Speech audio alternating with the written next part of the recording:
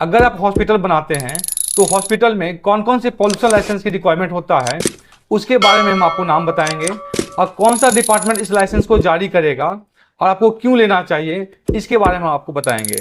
अगर अभी तक आप हमारे चैनल सब्सक्राइब नहीं किए तो पहले सब्सक्राइब कर लीजिए और बेल आइकन को दबा लीजिए, जिससे कि आने वाली वीडियो सबसे पहले आपको मिले। अगर आप हॉस्पिटल खोलते हैं तो आपको पॉल्यूशन डिपार्टमेंट से कई सारा लाइसेंस लेना है। तो कौन सा लाइसेंस कब लेना है और लाइसेंस कौन देगा इसके बारे में हम आपको डिटेल से बताते हैं। सबसे पहला लाइसेंस आपको लेना है बायोमेडिकल वेस्ट ऑथराइजेशन। अस्पतालों में उत्पन्न मेडिकल कचरा जैसे सीरीज, पटिया, ब्लड बैग आदि के लिए अनिवार्य है। यह licence state pollution control board से मिलेगा आपको। उसके बाद होता है कंसेंट टू एस्टेब्लिशमेंट का CTE। यह अस्पताल बनाने से पहले लेना जरूरी है। ये SBC मतलब स्टेट पॉल्यूशन कंट्रोल बोर्ड से आपको लेना है। उसके बाद होता है CTO कंसेंट टू ऑपरेटर। अस्पताल शुरू करने से पहले संचालन की अनुमति के लिए यह लिया जाता है। यह लाइसेंस SPCB आपको देगा, मतलब स्टेट पॉल्यूशन कंट्रोल बोर्ड से आपको लेना है। उसके बाद होता है चौथा STP स्वेग ट्रीटमेंट प्लांट अप्रूवल। यह अस्पताल से निकलने वाली सीवेज के ट्रीटमेंट के लिए बनाया जाता है। यह लाइसेंस SPCB या नगर निगम से लिया जाता है। उसके बाद पांचवा होता है इफेक्टेड ट्रीटमेंट प्लान ETP।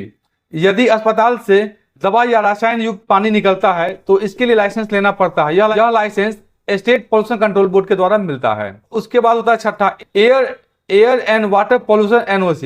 यह डीजल, जनरेटर, बॉयलर आदि के उपयोग के लिए होता है। यह लाइसेंस SPCB के द्वारा दिया जाता है। उसके बाद होता है सातवां सोल्ड वेस्ट मैनेजमेंट NOC, ठोस कचरे के उचित निपटाने के लिए। यह नगर निगम या ULBS से लिया जाता है। उसके बाद आठवां होता है नोज पॉल्यूशन NOC। यदि जनरेटर या उपकरणों से ध्वनि प्रदूषण होता है तो इसके लिए पॉल्यूशन डिपार्टमेंट से या लोकल अथॉरिटी से आपको लेना पड़ता है। उसके बाद होता है फायर NOC। आग से सुरक्षा के लिए फायर डिपार्टमेंट से आपको लेना पड़ता है।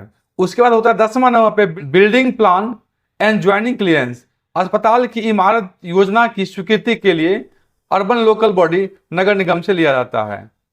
उसके बाद होता है 11 नंबर केमिकल एस्टेब्लिशमेंट लाइसेंस। स्वास्थ्य विभाग से अस्पताल संचालन हेतु लिया जाता है, जो chief medical officer CMO health department से मिलता है। उसके बाद होता है 12 नंबर रेडिएशन सेफ्टी ऑथराइजेशन। अगर एक्सरे या CT स्कैन होता है तो आपको रेडियोलॉजी उपकरण के लिए उपयोग हेतु AERB मतलब एटॉमिक एनर्जी रेगुलेटरी बॉन्ड। इसके बाद 13 नंबर पे होता है बायोमेडिकल वेस्ट डिस्पोजल एग्रीमेंट। अधिकृत कचरा निपटाना एजेंसी के साथ अनुबंधन, मतलब registered waste treatment facility CBWTF से आपको लाइसेंस लेना पड़ता है। उसके बाद होता है 14 number DG set emission consent.